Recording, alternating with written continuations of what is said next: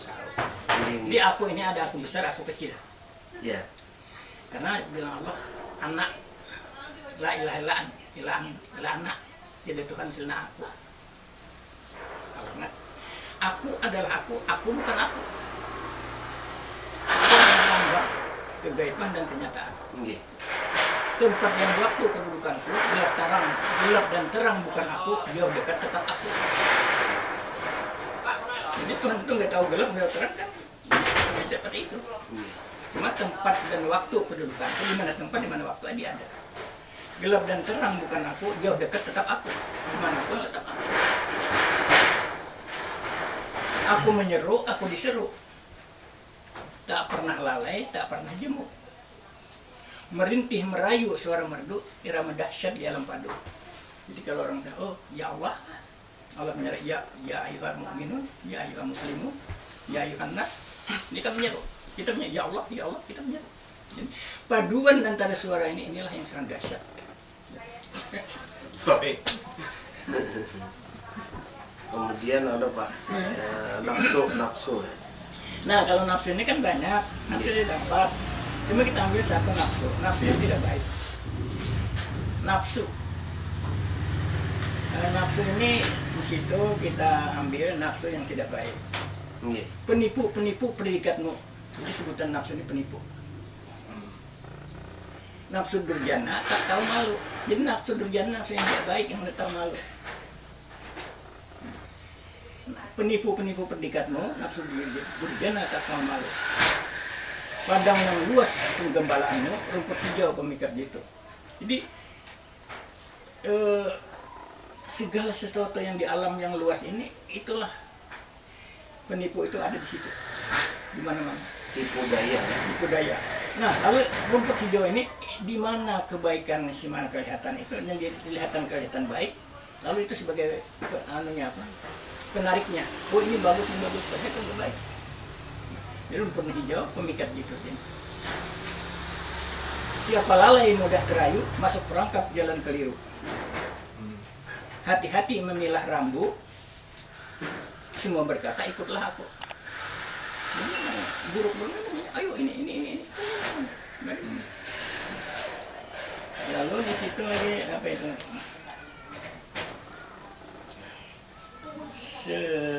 Ikutlah aku. Sedang andalkan dan memilah rambu, semua berkata ikutlah aku. Banyak tingkah bersumber satu, filter utama adalah kalbu. Siang dan malam saling berpacu, mencari mahkota, perisai, bisik dan ilmu. Jadi siang malam ini istilahnya kita ibaratkan kebaikan dan kejahatan itu selalu jalan. Nah lalu perisainya apa? Kebaikan, mahkota adalah kebesaran. Jadi isu apapun kalau kita mempunyai perisai, kita enggak kena lagi. Nafsu berkata pada punggawa, aku terjungkal tiada daya, ditendang oleh ilmu, itu namanya. Jadi nafsu ini kalau ada kita ilmunya, berarti kan nafsu hilang. Siapa banyak perbakalannya akan selamat di perjalanannya. Gegap gempita itu dunia, si dungu jadi sasarannya. Berhati-hati insan mulia agar selamat selama-lamanya.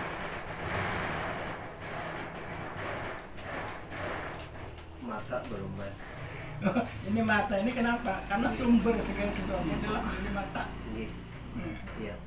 Mata ditanya siapa kamu, mata menjawab aku tak tahu. Aku terbelenggu dalam ruang dan waktu. Wahai mata, tampan rupamu terdengar suara alunan rindu. Mata lari ke seluruh penjuru, terpukau dalam bayangan semu.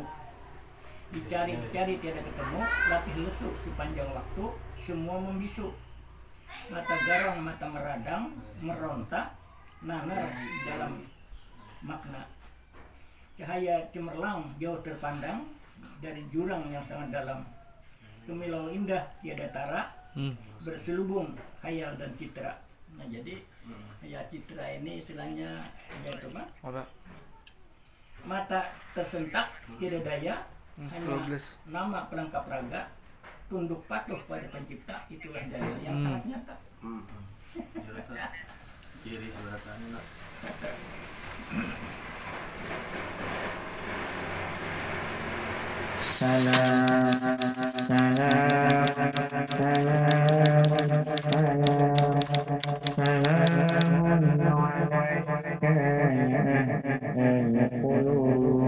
Waalaikumsalam warahmatullahi wabarakatuh. Bismillahirrahmanirrahim. Alhamdulillahirabbil alamin.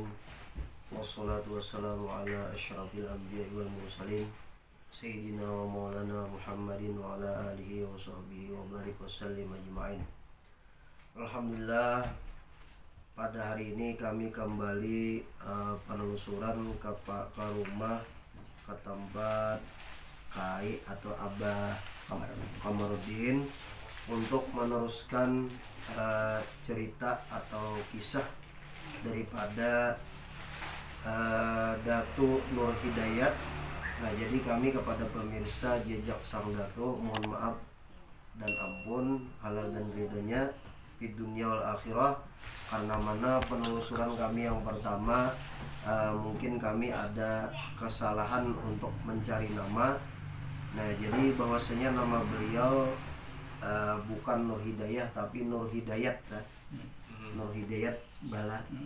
Nah, jadi ujar beliau Nur Hidayat sesuai catatan yang sudah kami dapatkan pada hari ini, yang insya Allah nantinya akan disampaikan atau diuraikan pada sahabat tim Jejak Sang Datu kita, itu kepada akhina fillah, yaitu Syarif Ali Zainal Abidin nantinya.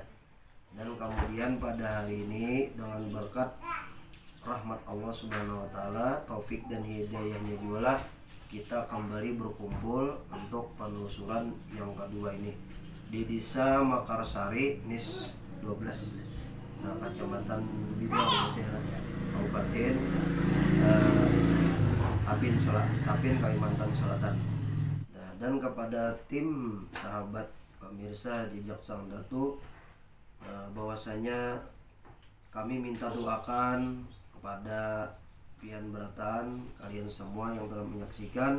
Mohon doa untuk kelancaran perjalanan penelusuran kami, dan mudah-mudahan kami juga bekerja sama dengan tim sahabat Jejak Sang Datu pada hari ini. Mudah-mudahan kita saling mendoakan, doa bid-doa.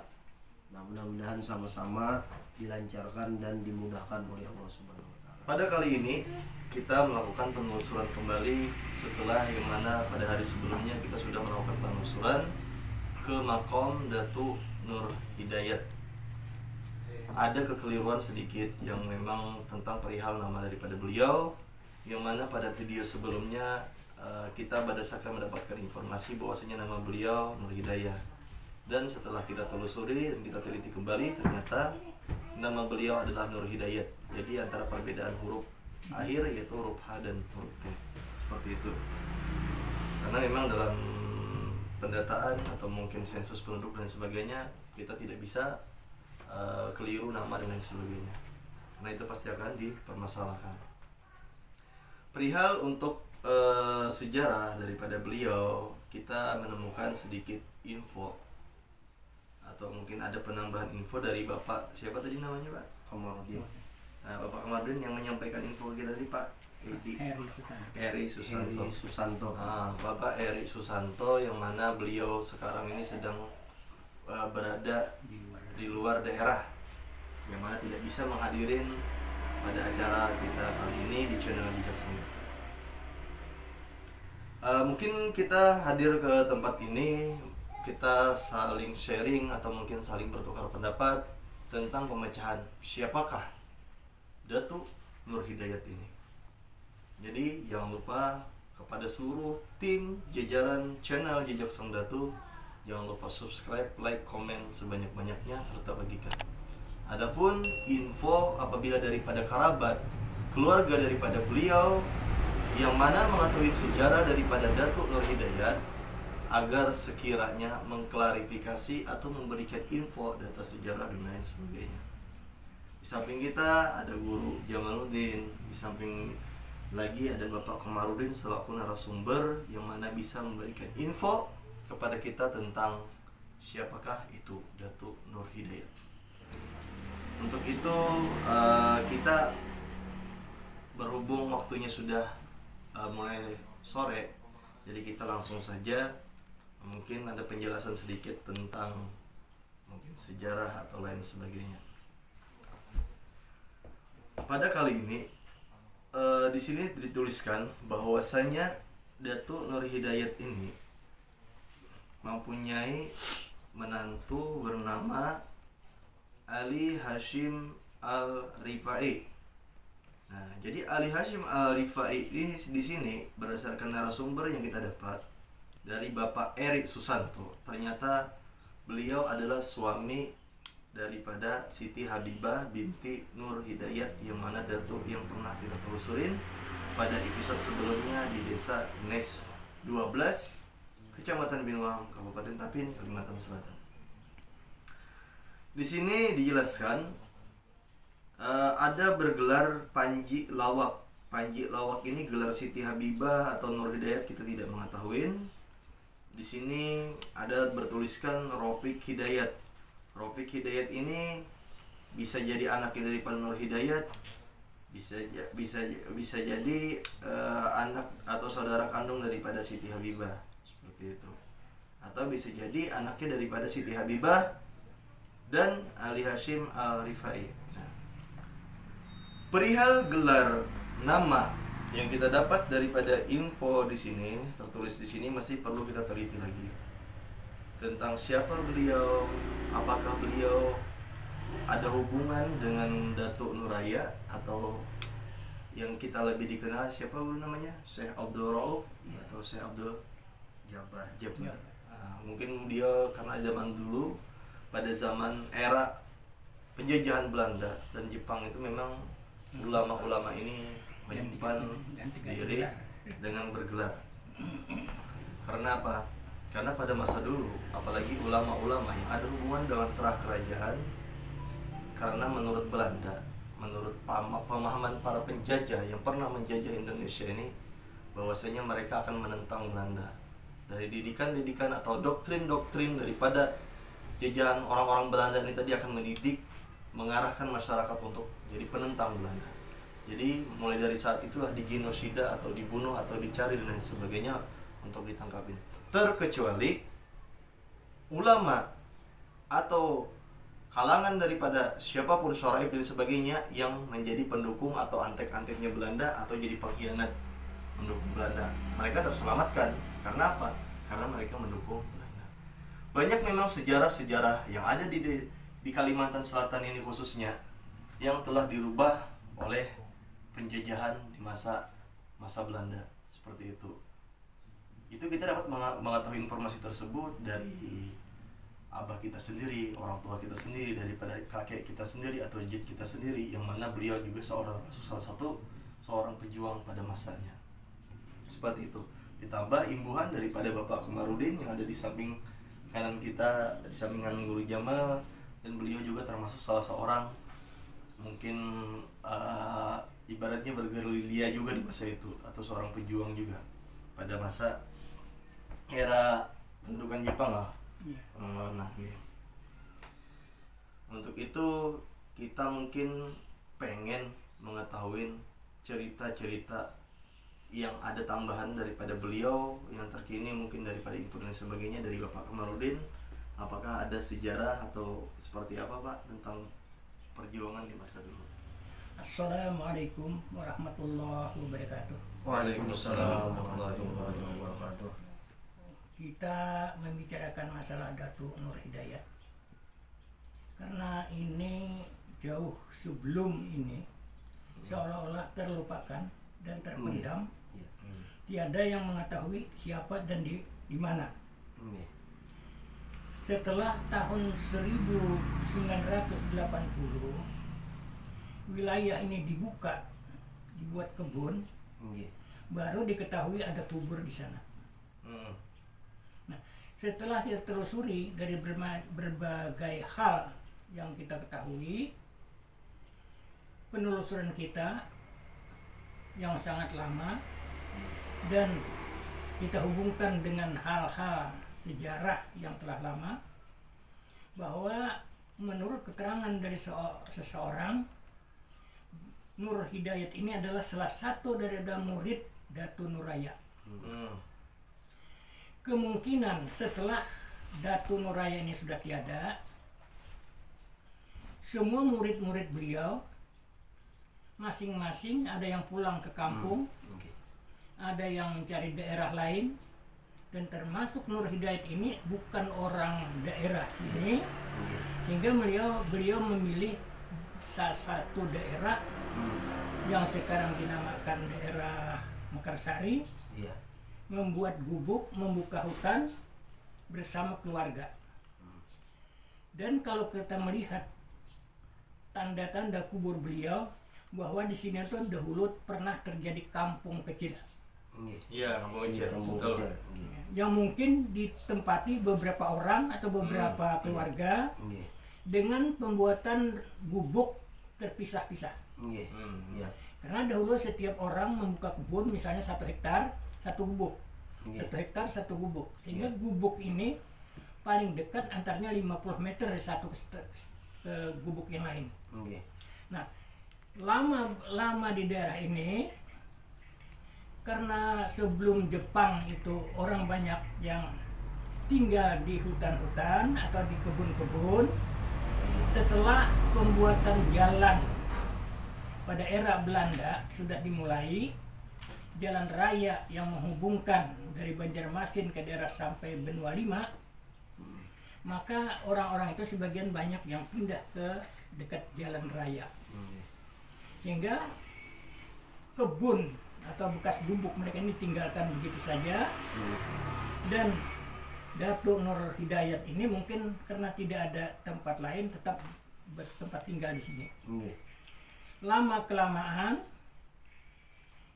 pada era penjajahan Jepang itu semua orang sudah pada meninggalkan kampung ini menuju ke dekat jalan raya, karena jalan sudah mulai bisa dilewati oleh kendaraan pada waktu itu. Sedangkan dulunya sebelum itu jalan ada, mereka melewati jalan setapak. Jalan setapak ini dari daerah Binuang menuju Tapin itu sampai sekarang pun masih ada, cuma sudah berubah, sudah ada diperbaiki. Nah itu. Jadi pada masa era Jepang sudah berubah, mungkin Datu Nur Hidayat ini sebelum Jepang atau sesudah Jepang kita belum mengetahui kapan mereka dikuburkan. Cuma tanda-tanda kubur ini adalah kubur era zaman dulu. Mempunyai tanda-tanda patok-patok yang besar, serta pagar-pagar yang lebar. Itu adalah ciri-ciri khas kubur zaman dahulu. Nah, setelah Jepang masuk di Kalimantan Selatan, terutama daerah Binuang ini ada bekas-bekas Jepang mencari batu bara dan sebagainya, sehingga orang-orang ini tanah di sini berubah menjadi hutan yang ditinggalkan. Nah, baru tahun 1980 hutan ini dibuka untuk penanaman kebun karet. Tahun 80 itulah baru kita tahu bahwa di sini ada kubur. Setelah kita tahu bahwa ada kubur, maka kubur itu pun dulu bisa kita rawat, kita bersihkan, dan sebagian daripada orang-orang juga ada yang mengatakan bahwa kubur ini kubur datuk dan bisa didatangi atau bisa untuk membantu atau mendoakan kubur-kubur ini. Dan bahkan ada yang katanya setelah mendoakan, setelah menziarahi kubur ini, keadaannya berubah menjadi lebih baik. Nah, mulai itulah kubur ini. Cuma sekarang karena kurang terbina, kurang terawat, ini seolah-olah menjadi alas kembali. Tapi tidak terlalu menjadi alas, cuma jadi dalam kebun. Nah, inilah menurut perkiraan kita, kubur ini entah tahun berapa, itu kita tidak bisa menjelaskan karena tidak ada tanda-tanda, tidak ada tanggal-tanggal yang bisa kita pakai, cuma kita berperkirakan bahwa kubur ini sudah lama daripada hanya tanda-tanda bahwa misan atau pagar-pagar itu adalah itu karakter kubur zaman Belanda dulu, zaman Datuk dulu. Nah jadi itulah, dan sampai sekarang ini masih belum terawat, belum terekspos, belum diketahui siapa yang sebenarnya dan dari mana beliau sebenarnya, menuntut di sini berapa lama dan tahun berapa, itu tidak ada keterangan yang dapat kita terima. Karena dulu di sini ada alas dan tidak ditempati. Nah, jadi mungkin hanya itu yang dapat kami sampaikan. Mudah-mudahan ada tambahan dari lain dan mudah-mudahan ini menjadi awal untuk kita untuk menemui titik terang siapa Nur Hidayat ini. Sekian, assalamualaikum warahmatullahi wabarakatuh. Terima kasih banyak kepada Bapak Komarudin yang mana telah menjelaskan sedikit ceritanya tentang sejarah yang ada di Kecamatan Binuang, Kabupaten Tapin, Kalimantan Selatan. Jadi beberapa hal yang dapat kita simpulkan daripada penjelasan dari Bapak Komarudin, bahwasanya beliau menjelaskan pada masa era itu tuh tidak ada jalannya, ya masih jalan area jalan setapak kayak gitu. Perihal tentang makom, ini ada sedikit pertanyaan lagi Pak. Bahwasanya misan beliau itu menurut Bapak ini zaman Belanda ini perkiraannya ada mulai dari sekarang ke zaman Belanda itu berapa ratus tahun Pak? Ya kalau misalnya misan itu kita hitunglah, anggaplah di abad ke-18. Abad ke-18 Pak ya? Mungkin masih ada abad ke-18. Berarti perkiraan, nih kita perkirakan wallahu alam pasti tidaknya mungkin abad ke-18 kata beliau, yaitu kurang lebih sekitar 250 tahunan. 200 atau 200. Kalau itu dikaitkan lagi dengan adanya makam Nur Raya itu kapan? Nah, jadi di situ. Itu masih misteri. Itu Adanya misteri. makam Datuk Nur Raya ini kapan? Datangnya makam Datuk Nur Raya ini tahun berapa itu masih Itu misteri sampai sekarang. Jadi Beberapa narasumber yang pernah kita temuin kemarin kebetulan ulun kada empat ya lah, ada ikut bahasannya. Jadi memang belum kita ketahui, ada beberapa narasumber Pak sampai sekarang ini belum bisa meneliti. Karena apa? Karena misan aslinya itu tidak ada. Tidak ada, ya itu. Ya itu masalahnya di situ. Hanya batu. Kalau di sini ada misan aslinya, itu kita sudah bisa memperkirakan itu. Misan seperti itu tuh memang di zaman Belanda seperti itu. Bahkan ada misan yang hampir besarnya tuh seperti drum. Ada juga misannya tuh. Mungkin misan-misan orang-orang kerajaan gitu. Allah a'lam bishawab. Jadi untuk beberapa info dan narasumber, mudah-mudahan daripada sepuh-sepuh kita yang mana menyaksikan channel Jejak Sang Datuk bisa memberikan informasi yang akurat buat pengembangan sejarah kita, yang mana sejarah ini harus kita tanamkan dari mulai anak kecil hingga seterusnya. Karena banyak masyarakat atau warga negara Indonesia yang melupakan sejarah yang ada di Indonesia, khususnya sejarah-sejarah para pejuang zaman dulu. Jangan lupakan sejarah, selalu ingat sejarah, karena kita lahir daripada sejarah.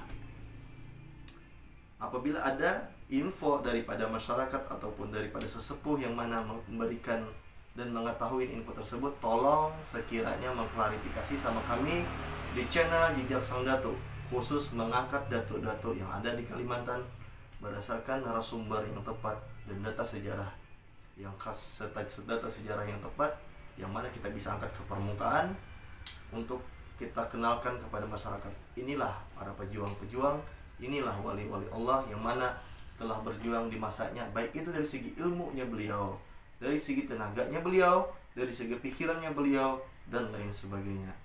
Ada Pak sedikit pertanyaan lagi. Pada di masa itu Pak, zaman dulu itu apa kendaraan atau transportasi yang dipakai pada zaman itu Pak? Pada zaman itu kebanyakan jalan kaki. Jalan kaki Pak ya? Kecuali rombongan. Kalau yang dekat dengan sungai itu biasanya menggunakan rakit Rakit. atau sampan. Sungainya biasanya sungai di mana Pak di sini dipakai? Yang Ini pernah mungkin ketahui. kalau sungai yang ini sungai kecil itu tidak mungkin bisa dengan rakit. Jadi mereka hanya jalan kaki dengan jalan setapak dari satu tempat ke tempat lain, itu hanya jalan lewat darat tapi tanpa kendaraan, jalan kaki. Ya kalau misalnya di daerah-daerah yang banyak penduduknya, mereka berkelompok itu biasanya di pinggir-pinggir sungai, di pinggir kali, mereka membuat satu perkampungan kecil.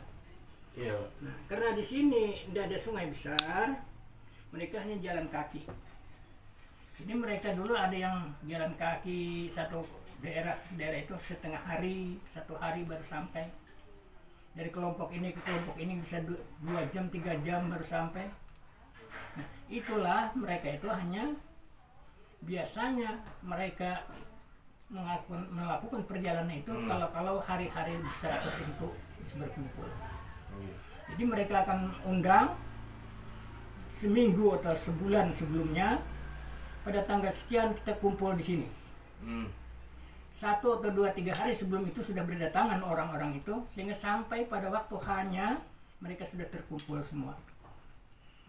Dan pada waktu dulu memang orang-orang daerah Kalimantan Selatan ini soal makan itu tidak memikirkan, karena setiap kelompok mempunyai pangan yang berlebihan. Karena tidak dijual.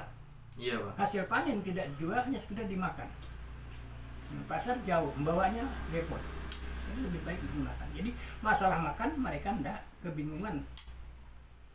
Jadi itulah ciri-ciri khas Kalimantan dulu. Mereka seminggu atau sebulan sebelumnya sudah memberitahu tanggal berapa, hari apa, bulan berapa kita harus kumpul. Iya, Pak. Nah, jadi sebelumnya mereka sudah siap, dan itulah masyarakat Banjar sebelum era pembaharuan ini. Jadi mereka yang ada di daerah sini ya seperti itu, mereka jalan setapak, tidak merasa capek, jalan 1 hari atau setengah hari, biasa bagi mereka.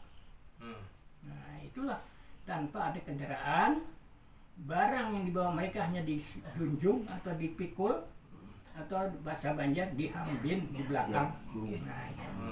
Nah, jadi itulah sekedar tambahan keterangan mengapa dulu itu datu-datu yang ada di Kalimantan Selatan selalu di daerah pedalaman, selalu di daerah agak ke dalam, tidak di perkampungan yang luas. Nah, karena yaitu sudah dijelaskan tadi bahwa kalau di perkampungan kita selalu dimata-matai oleh penjajah Belanda, hingga perguruan ini kalau sekarang ini dikatakan kalau di Jawa itu namanya pedapukan. Pedapukan. Pedapukan. Jadi kalau di Kalimantan ini perguruan kecil-kecilan yang muridnya 20-30 orang, yaitulah mereka. Dan mereka itu memang sangat gigih untuk menantang Belanda pada waktu itu. Nah, itulah sekedar tambahan dari kita. Assalamualaikum warahmatullahi wabarakatuh. Waalaikumsalam warahmatullahi wabarakatuh. Terima kasih pada Pak Kamarudin. Sebelumnya ini ada Pak pertanyaan sedikit lagi yang mengganjal daripada lubuk hati kita tentang Bapak Kamarudin di sini sudah berapa lama tinggal, Pak? 30 tahun. 30 tahun ya. Jadi terima kasih atas infonya. Mungkin ada guru Jamal lagi yang pengen ditanyakan atau seperti apa? Silakan. Ada Bapak Kamarudin yang mana selaku narasumber kita. Nah, jadi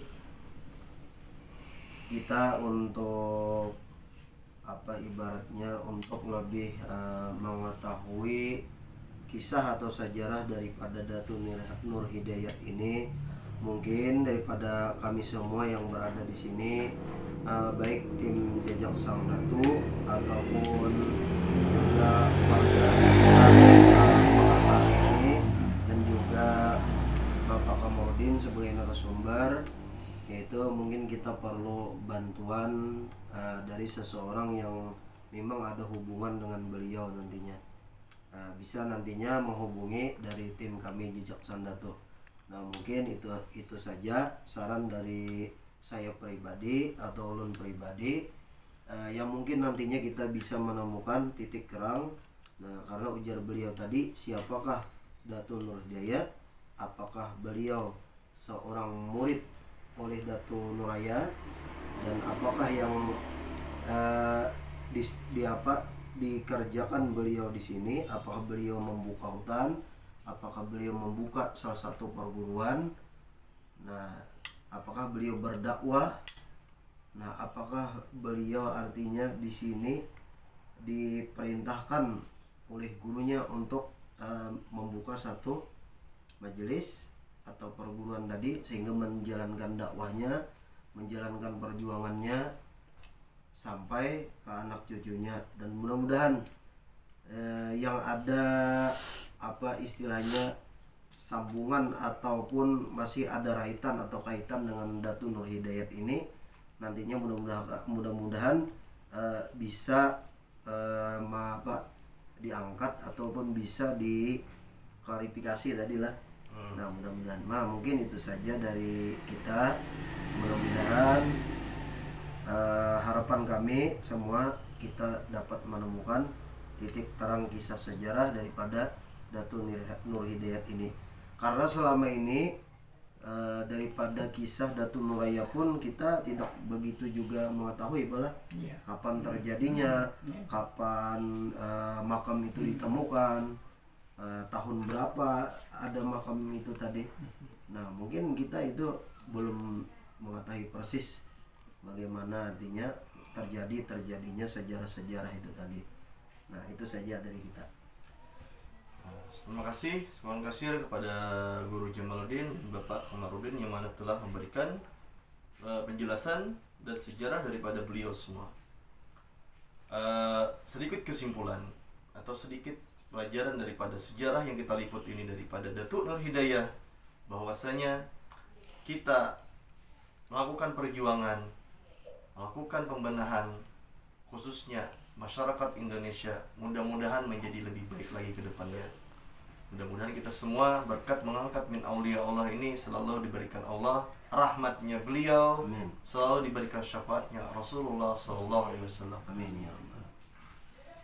Jadi sejarah adalah sesuatu mana bila mana kita mengetahui ilmu sejarah, maka kita akan tahu bagaimana perjuangan tentang sejarah. Jangan sekali-kali kita melupakan sejarah, karena Indonesia lahir daripada sejarah. Ana sendiri Al-Fakir Syarif Ali bin Muhammad Ali Idrus bersama Guru Jamal, tim dan jajaran tim Jejak Sang Datu. Apabila terdapat kesalahan atau kekeliruan dalam penyampaian, kami meminta maaf. Ampun halal ridha dan akhirat. Jangan lupa subscribe, like, komen, dan bagikan di channel Jejak Sang Datu.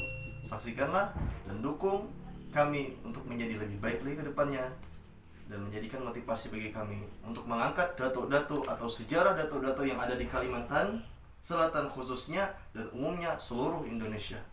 Mungkin itu saja yang dapat kita sampaikan. Kami akhirul kalam. Wassalamualaikum warahmatullahi wabarakatuh. Allahumma salli wa sallim ala sayyidina Muhammadin wa ala